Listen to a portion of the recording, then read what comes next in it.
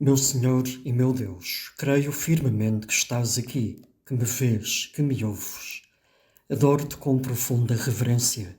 Peço-te perdão dos meus pecados e graça para fazer com fruto este tempo de oração. Minha Mãe Imaculada, São José, meu Pai Senhor, anjo da minha guarda, intercedei por mim. Hoje na Igreja alegramo-nos por uma destas conversões que podemos chamar de caixão à cova. De repente, aquele que menos se pensava que pudesse vir a descobrir o Senhor é alcançado por Cristo, como o próprio dirá. É alcançado de uma maneira um pouco rocambolesca e espetacular, e transformado por esse encontro, servirá a Jesus de alma e coração, entregando-se à missão que Jesus lhe deu. Falamos de São Paulo, o grande evangelizador dos primeiros tempos da Igreja, e a história da sua conversão aparece narrada 3 vezes no Novo Testamento. Aqui temos uma das versões que é lida na missa de hoje. Persegui até à morte esta nova religião, algemando e metendo na prisão homens e mulheres, como podem testemunhar o sumo sacerdote e todo o Senado. Recebi até da parte deles cartas para os irmãos de Damasco, e para lá me dirigi com a missão de trazer algemados os que lá estivessem, a fim de serem castigados em Jerusalém. Sucedeu, porém, que no caminho, ao aproximar-me de Damasco por volta do meio-dia, de repente brilhou ao redor de mim uma intensa luz vinda do céu. Caí por terra e ouvi uma voz que me dizia: Saulo, Saulo, por que me persegues? Eu perguntei: Quem és tu, Senhor? E ele respondeu-me: Eu sou Jesus Nazareno, a quem tu persegues. Os meus companheiros viram a luz, mas não ouviram a voz que me falava. Então perguntei: Que hei de fazer, Senhor? E o Senhor disse-me: Levanta-te e vai a Damasco, lá te dirão tudo o que deves fazer. São Paulo era perseguidor dos cristãos. E tu, Jesus, vais trocar-lhe as voltas. Sabes que ele tem um coração nobre e audaz, que procura o bem, mesmo que de forma errada, e vais deitá-lo por terra, fazer-lhe ver a sua cegueira e confiar-lhe uma missão de responsabilidade. Isto leva-me a pensar, Jesus, que nunca devo desistir de ninguém. Nunca devo pensar que alguém, por mais errada que seja a sua vida presente, é incapaz de vir a conhecer-te e a amar-te e a servir-te. A qualquer altura tu podes intervir na sua vida, muitas vezes através de outra pessoa, e trocar-lhe as voltas, provocar alguma dessas conversões de caixão à cova como a de Paulo, dessas que levam a pessoa a uma mudança de 180 graus na trajetória da sua vida. Pedimos-te hoje esta graça, Jesus, de olhar para toda e qualquer pessoa e pensar que todos eles estão chamados à verdade, ao bem e ao amor, que estão apenas plenamente em ti, e que, em qualquer altura, pode haver esta mudança grande das suas vidas. E muitas vezes tu quererás servir-te de nós, cristãos, desde o Papa até o último batizado, para sermos instrumentos, auxiliares ou complementos da tua própria ação, da ação da tua graça. Por isso, ajuda-nos hoje, com esta experiência da conversão de São Paulo, encher-nos novamente de esperança, em que toda e qualquer pessoa, sendo chamada por ti, pode e está em condições de vir a mudar a sua vida, por mais enganada que esteja. Não se trata apenas de histórias do passado, dos primeiros tempos da Igreja.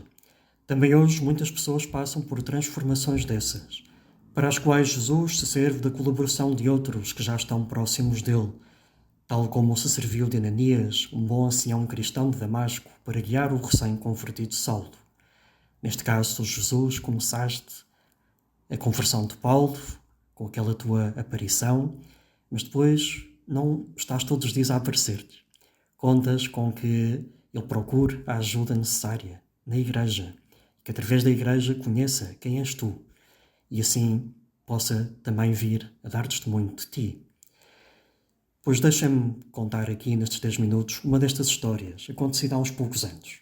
Aliás, vou deixar que a contem 2 dos protagonistas.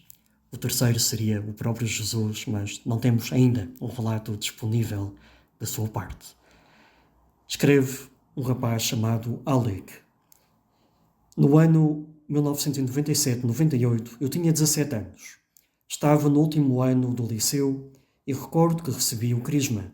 Contudo, pouco tempo depois dei-me conta de que a missa me aborrecia e não me dizia nada. Por isso deixei de tratar o Senhor.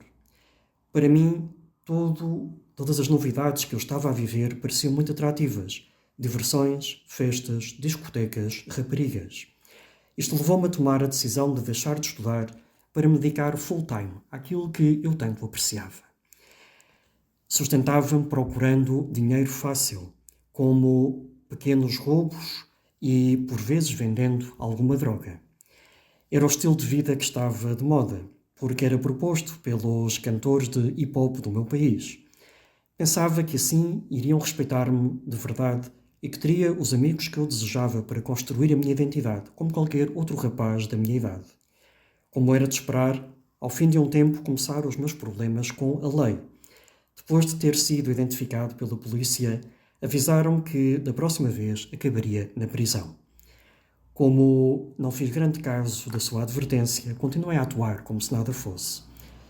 Infelizmente, quando voltaram a apanhar-me, dei-me conta de que estavam a falar a sério e acabei na prisão. Nesses 2 anos e meio de reclusão, temi pela minha vida. Ao sair da prisão, abriam-se-me 2 caminhos: o de continuar a ganhar muito dinheiro de maneira ilegal, ou então ter um trabalho honesto. Disse-me a mim mesmo que não podia continuar com a vida que estava a levar.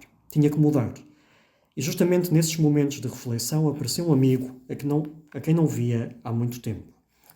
Vinha de Inglaterra para estar ali durante uns dias, na Polónia, e encontrámos-nos e dei-me conta de que a Inglaterra teria talvez a oportunidade de ganhar a vida honestamente.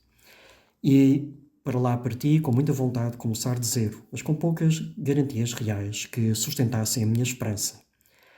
Encontrar emprego em Inglaterra sem ter a mais pequena ideia de inglês foi mais complicado do que eu tinha pensado. Depois de me desenvencilhar com pequenos trabalhos em vários sítios, encontrei certa estabilidade numa empresa de plásticos.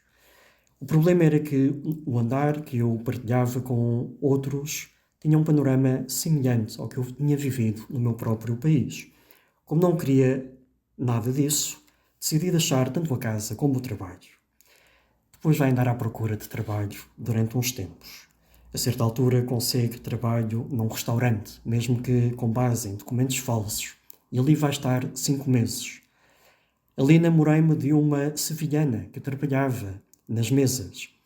Fizemos-nos namorados e eu estava muito contente com ela, sem saber muito bem o que era realmente um namoro. A rapariga propôs-me voltar para a Espanha com ela porque o seu pai tinha pedido para se fazer cargo de uma empresa familiar. Eu sabia que na Andaluzia havia muito bom tempo, muito sol, e além disso poderia trabalhar na sua empresa, por isso decidi-me a acompanhá-la sem duvidar um instante. Contudo, depois de 1 ano e meio em Sevilha, a nossa relação desfez-se. Continuei a minha vida por minha conta e comecei a trabalhar numa empresa de manutenção. Tirei também estudos de eletricista, com formação profissional. Quando parecia que as coisas estavam de vento em popa, chegou a crise de 2008 e despediram-me. Dei-me conta de que estava vazio e sem saber o que fazer. A situação superou-me totalmente. Pouco tempo depois encontrei-me com um velho conhecido e fomos de festa para me esquecer de tudo. Nessa noite não pude dormir. Refleti diante do espelho e dei-me medo a mim mesmo. Senti que tinha batido no fundo. Vi-me sozinho, sem amor, sem amigos e sem nada que fazer. De repente lembrei-me do convento das Irmãs Carmelitas, onde nem sequer tinha estado antes e que abria muito cedo. Em todos os anos anteriores não recordava ter posto o pé numa igreja, nem sequer de ter pensado em Deus. Apesar de tudo, senti que devia ir ali com urgência. Para quê? Pois realmente eu não sabia. Ainda tinha que vir a descobrir. Uma vez dentro, embora nervoso pela minha vida passada, encontrei uma paz enorme e não queria ir-me embora dali. Parecia que estava noutro mundo. Desde então voltei com frequência a esta igreja.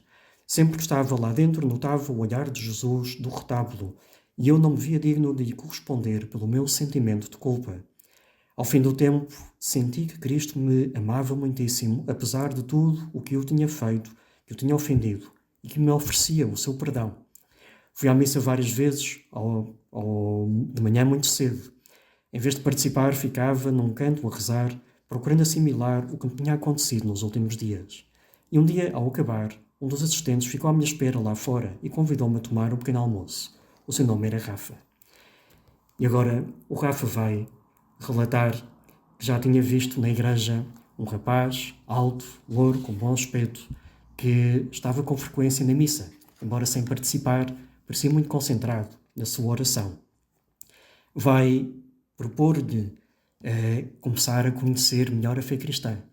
E durante mais de um ano, de 10 em 10 dias, encontravam-se para o Rafa ir explicando ao Alec, pouco a pouco, o catecismo da igreja. Este rapaz ficou também muito interessado nos livros de São José Maria Escrivá. E durante um ano o Rafa vai-te explicar um dos seus livros, O Sulco. Nesse tempo, ele também foi participando em atividades de formação e foi-se confessando. A sua experiência do perdão, escreve o Rafa, foi tão intensa que percebia que o Senhor queria algo dele, mas não sabia o quê. A certa altura, o Alec vai decidir ser sacerdote. Mas ao falar com o bispo de Sevilha e dado o seu passado, primeiro o bispo dá-lhe alguma esperança. Passado um tempo diz que não podiam admiti-lo no seminário. Ele não desiste, e o Rafa aconselha-o a ir falar com o bispo da sua diocese da Polónia. Se levasse uma carta de recomendação, talvez o bispo o deixasse entrar no seminário. E assim vai acontecer. E o Alex será admitido no seminário na Polónia e há uns poucos anos celebrou a sua primeira missa, tendo participado o Rafa e vários outros amigos de Sevilha. Vê-se, Jesus, que tu continuas a levar a cabo, às vezes lentamente, estas conversões de caixão à cova, que fazem com que alguém com uma vida muito desordenada e meio perdido na vida possa encontrar a tua luz e vir a ser um eficaz testemunho perante os outros. Faz-nos, Senhor, a todos, apóstolos, iluminados pela tua luz e que levemos a tantos outros. Dou-te graças, meu Deus, pelos bons propósitos, afetos e inspirações que me comunicaste nesta meditação. Peço-te ajuda para os pôr em prática. Minha Mãe Imaculada, São José, meu Pai e Senhor, anjo da minha guarda, São Paulo, intercedei por mim.